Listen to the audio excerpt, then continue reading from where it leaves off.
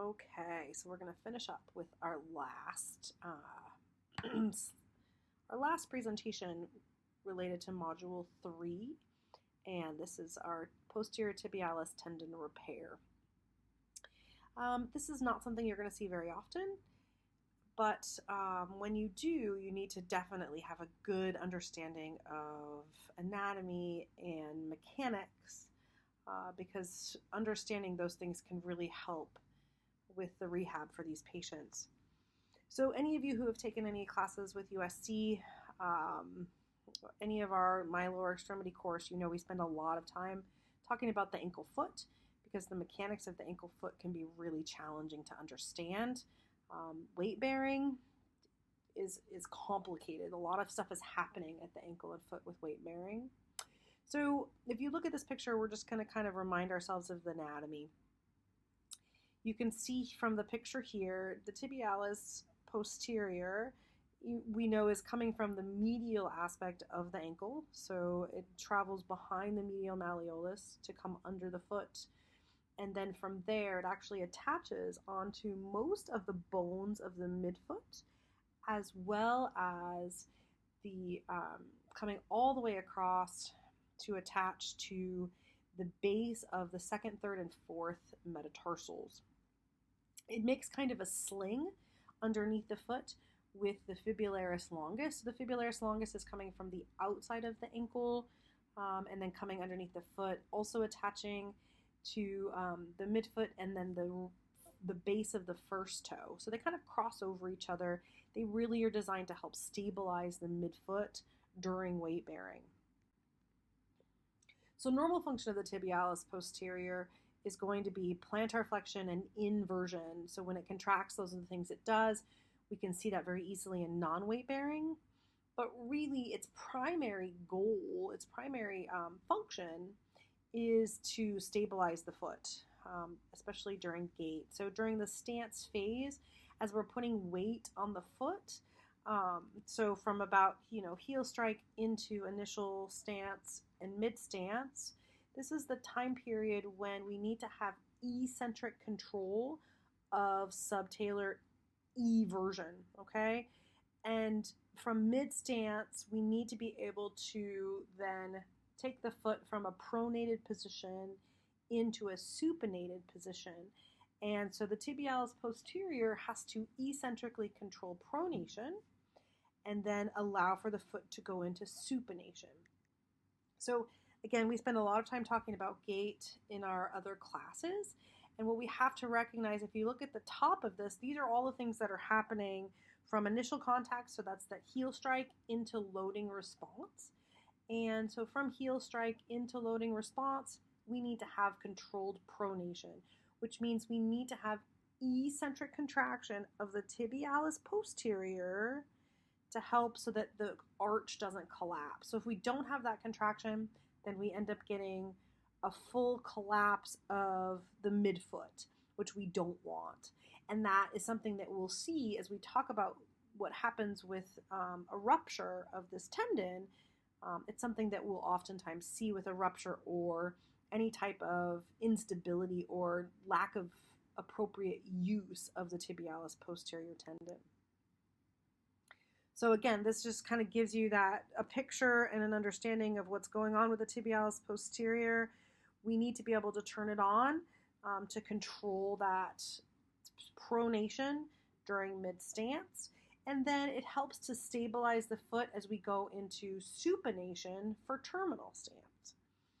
Lots of other things are happening. Again, the most important thing for you to recognize is that it's working at the midfoot. The tibialis posterior is working at the midfoot to allow for control and stability of the midfoot during stance phase.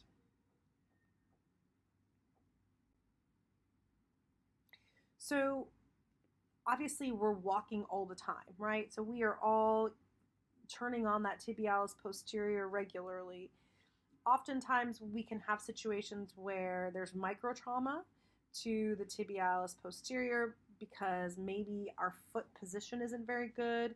Maybe we have, you can see from the picture, hind foot valgus, or something where it's leading to decreased stability of the foot, and so that tibialis posterior is not working correctly, and we end up with small tears in the tendon.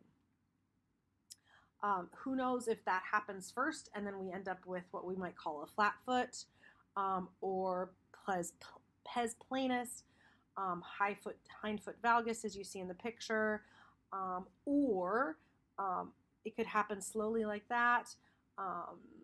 Which comes first? Does the flat foot happen first and then the tibialis posterior gets micro tears, or does the micro tears happen first and then you get the flat foot? We don't really know, but something happens with that where we end up with injury to the tibialis posterior.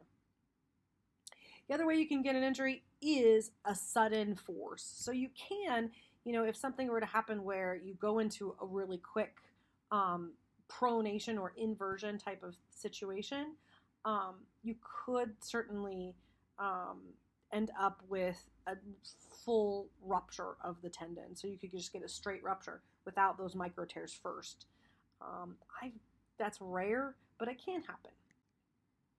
So what it's usually related to are some other issues with blood flow. Okay, so we talk about blood flow a lot with these tissues.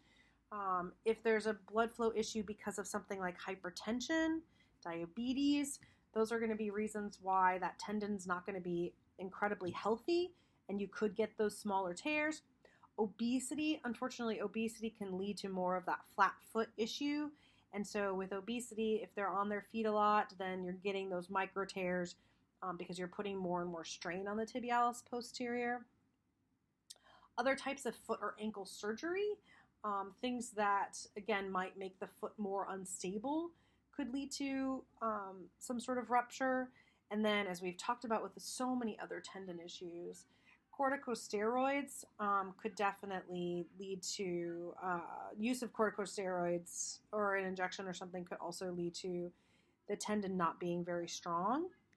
So there's two different populations of people that end up with tendon issues. One of them is that older, so late middle-aged population where they ended up having some sort of laxity in the ligament or some sort of micro tears in the tendon that have occurred over time. This will usually happen to people who are spending a lot of time standing, so people who maybe have a job like at a cash register at a grocery store, something like that. They're not using shoes that are supportive. So again, they have that flat foot, which we'll talk about in a little bit. And so they're putting strain on their tibialis posterior all the time. And then the other one could be in an athlete. So again, this could be somebody who either it's a repetitive strain or it's an actual acute injury.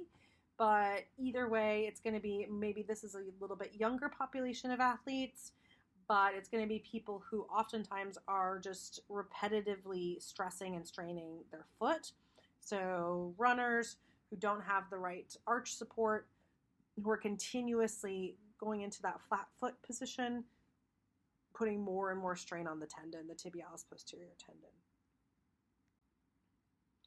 So for diagnosis, there's a couple different things we can use. Swelling along the medial aspect of the foot, maybe that can give us some idea. I'm going to talk about the different stages of tendon problems here in just a second. Swelling, could be that tendon. It could also be something like the spring ligaments or ligaments on the inside of the foot.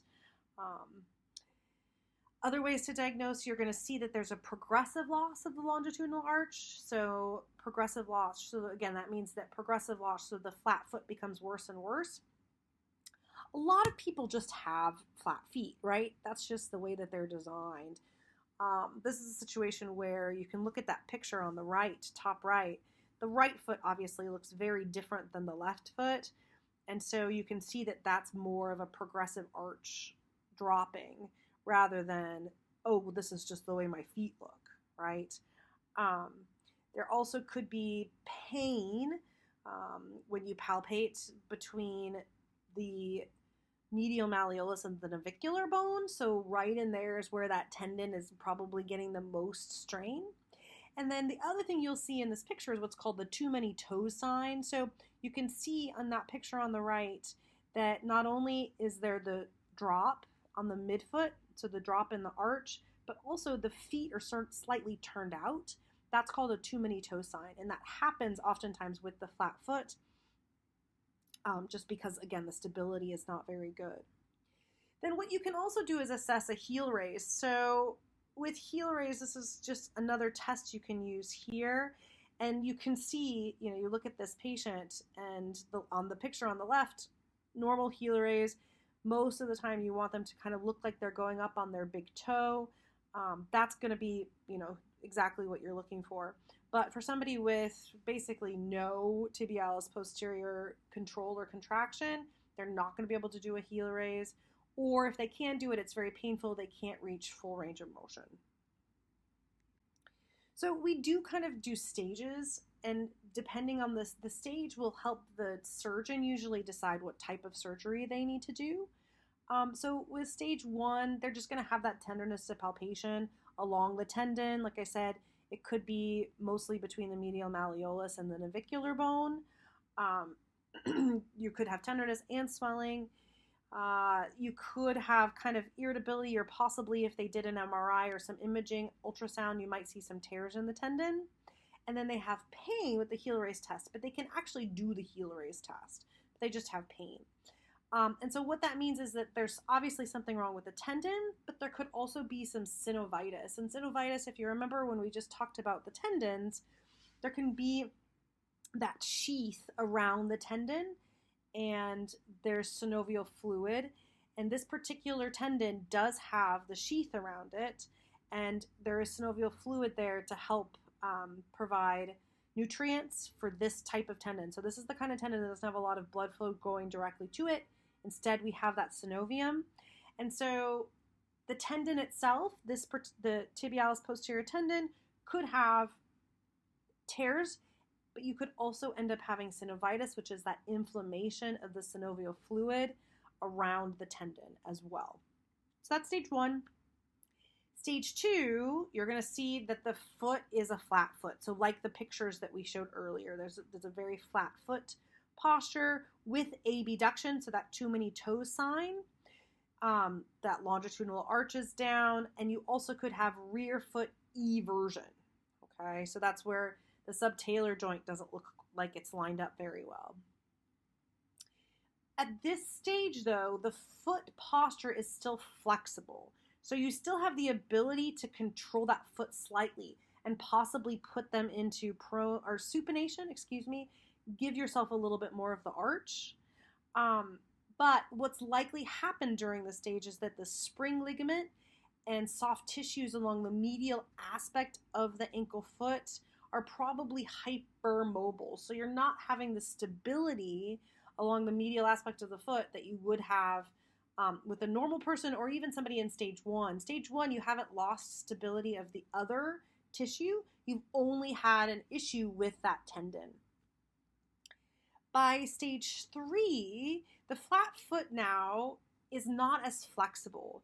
So what's happened is the joint, because the foot has been flat for so long and we've lost the ability to use that tibialis posterior tendon, you actually end up with joint contractures. So you're stuck in this very flat foot position, and you can't move the navicular bone up and down. You can't move any of the midfoot up and down anymore. So that's obviously a big problem.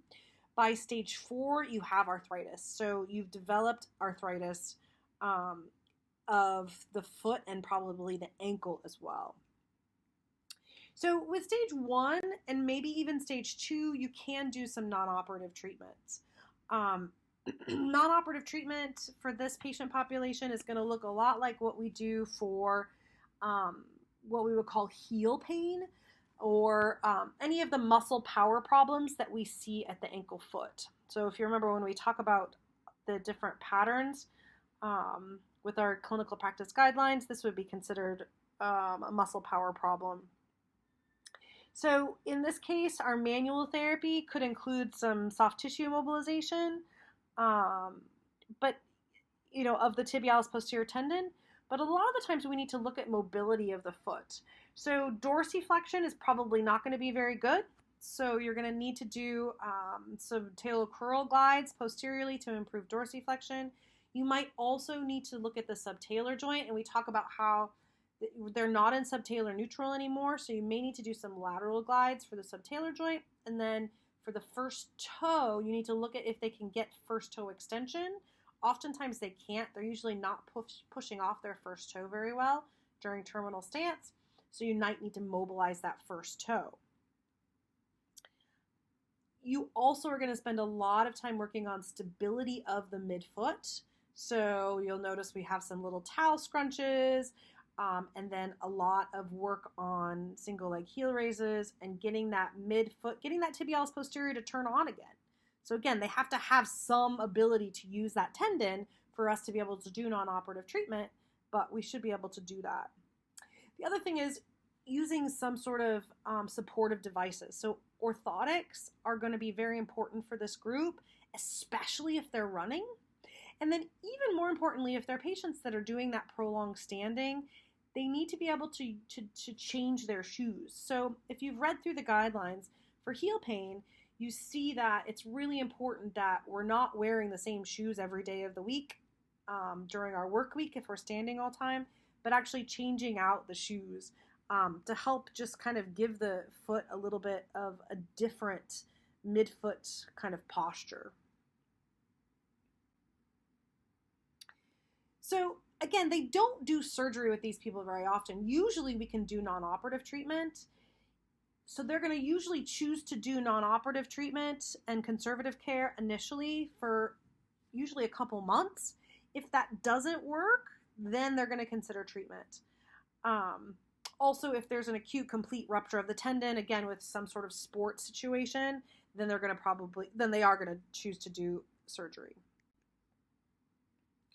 All right, so let's talk about surgery. The techniques are really, really dependent upon how bad it is. What stage are they at? So remember, we talked about the 4 stages. If they're in this first stage and they did not do well with conservative treatment, then they're probably just going to do a primary repair. So they're going to go in, they're going to look at the tendon, they're going to suture up the tendon, and that's about it. They may end up doing a synovectomy as well. So a synovectomy is where they basically remove that inflamed synovium. So that sheath, the area around the tendon, they just get rid of it in the hopes that it helps to decrease irritability. If the patient, however, is at stage 2, where they're starting to show signs of that really, really flat foot, and they probably have completely lost the ability to use the tendon, they may end up doing a tendon transfer. And they usually take the flexor digitorum longus as the tendon. So keep that in mind, that the patient may not have good use of their flexor digitorum longus after the surgery because they may have had to use that for part of the tendon transfer. So this is where they basically replace that tendon with a better tendon. They may have to do an osteotomy as well. So you can see in the picture, the black and white picture here, where they actually cut out some of the bone of the calcaneus they take a wedge out so that they can reposition the calcaneal bone. And this is, again, if the patient's been in the wrong position, in that flat foot position for so long that it's affected the bone, they can reposition the bone to straighten out the calcaneus to make that subtalar neutral position better. The last possible thing they may have to do is what's called an arthrodesis. This is going to be more for stage 3 and 4 problems, and this is where they actually have to fuse the bones. So we're hoping that they don't end up having to fuse the midfoot, because that obviously is going to cause a lot more challenging rehab and probably not as good of an outcome. Complications, infections, DVTs, we see that all the time. Transfer failure, so if they had to do that tendon transfer, then again, these transfers maybe don't work very well. They're small little tendons. They may have trouble getting that tendon to adhere and to actually work like the tibialis posterior. And then nerve damage, and specifically this is an area where you have the tibialis nerve And so there's the possibility that when they go in, the tibialis nerve is right next to the tibialis posterior tendon, and so they may end up injuring and causing damage to that nerve. Preoperatively, if we're waiting to get the surgery, you definitely want to kind of start playing with orthotics. So you want to try to keep them in as neutral a position, a foot neutral position as possible. So orthotics are going to be there to help keep that hind foot in as much of a subtalar neutral position as you can. We're going to obviously educate them on what's going to happen after they have surgery, and possibly using crutches, because maybe you even teach them how to use the crutches before the surgery, because they are going to be using crutches. They are going to be non-weight bearing for a long time after surgery. So the first 4 weeks is our protected motion phase. And it's during this phase that we really want to make sure that the edema is down. We're doing lots of elevation, possibly, ice, depending on the patient. I know that's never very popular in China. And then we're trying to find ways to minimize deconditioning. So trying to find maybe just some upper extremity resistive exercises, things like that. They are non-weight bearing. So they're going to either be using crutches, some sort of walker. I love the knee scooter idea.